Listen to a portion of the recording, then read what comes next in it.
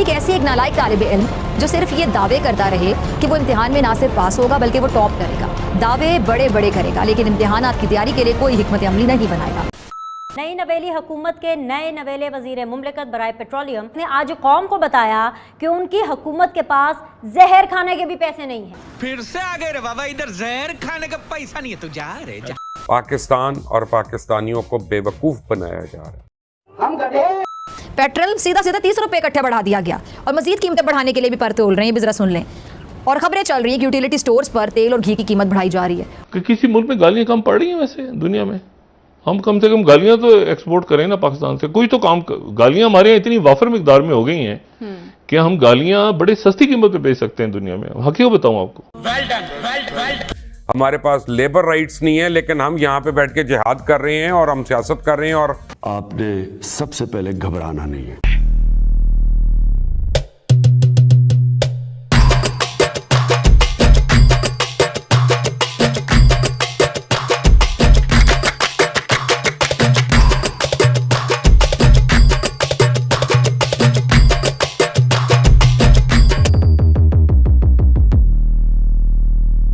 भारत को एटम बमों की धमकी देने वाला पाकिस्तान आज कंगाली के उस दौर पे चला गया है जहाँ पे उनके खाने के दाने भी नहीं है। पाकिस्तान के वजीर आजम ने भी कह दिया है कि हम बर्बादी की लकीर पे जा चुके हैं। तो पाकिस्तान की होती बदहाली के लिए पाकिस्तान मीडिया बिलबिला रही है, तिल मिला रही है।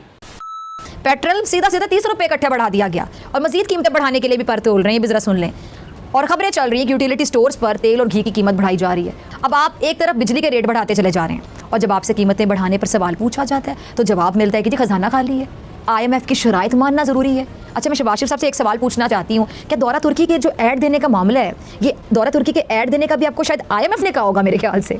आपको सिर्फ अपना चलन बदलने की ज़रूरत है और थोड़ा रहम करें। आप लोगों को अगर लगता है ना कि बाकी ख़जाना खाली है तो फिर रहम करें उस ख़जाने पर, अवाम पर रहम करें, अवाम के पैसे पर रहम करें, वरना ऐसे नहीं चले। कि ये देख देख के आप लोगों के दिमाग नहीं खराब हो जाते?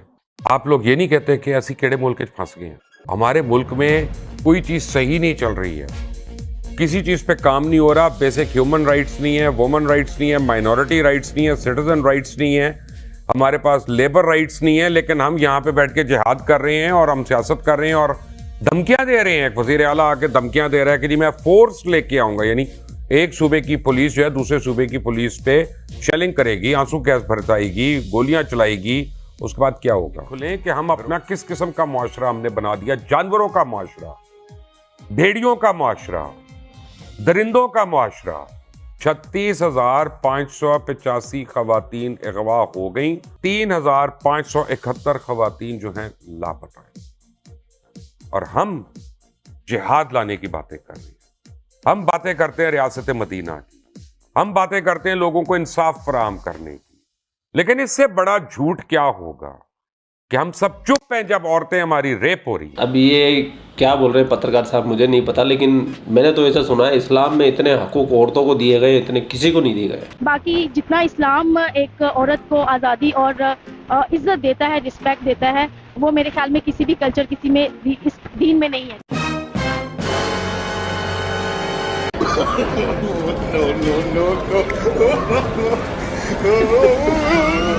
Seriously, what the fuck are you doing?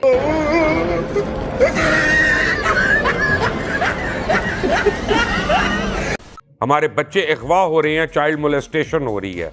हमारे थर के लोग जो है पीने की पानी की एक एक बूंद को तरस रहे हैं।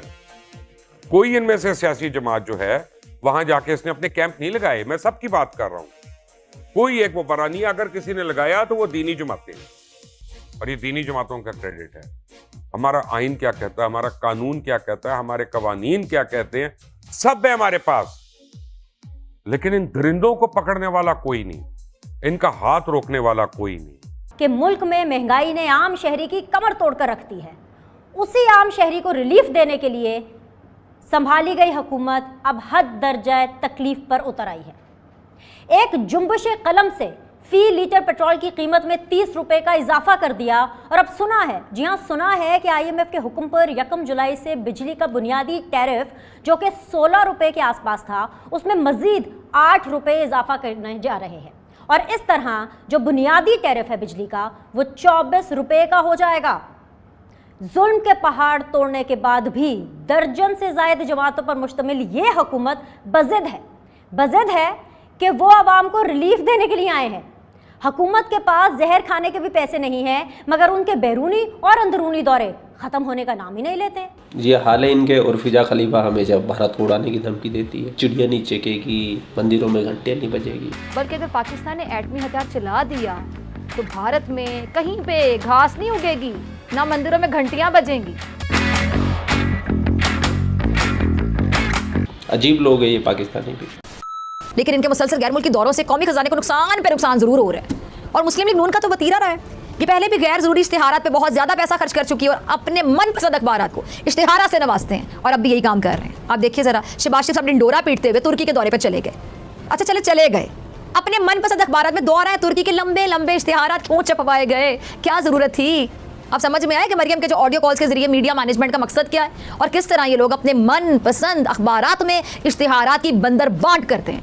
ये तुर्की का दौरा हो रहा है और इसमें इतने बड़े इश्तिहारात दिए जा रहे हैं जैसे वो क्या कहूँ, जैसे कोई फिल्म की पब्लिसिटी की जा रही है। फिल्म की पब्लिसिटी किस तरह इश्तिहारात दिए जाते हैं, यानी आवाम के पैसे को बिला वजह ज़ाया किया जा रहा है। वैसे जहर खाने के पैसे नहीं, इश्तिहारात के लिए पैसे हैं। अब एक तरफ ये लोग कहते हैं कि इनके पास पैसे हैं ही नहीं, लेकिन इन कामों के लिए इनके पास बहुत पैसे हैं। और शहबाज शरीफ साहब, आपके दौरा तुर्की की खबर चैनल्स में चल गई, फिर इस पर टिकर्स भी चल गए, लेकिन इसके बावजूद ये जो इश्तिहारात पर आवाम का पैसा ज़ाया किया, ये मंतक समझ में नहीं आ रही।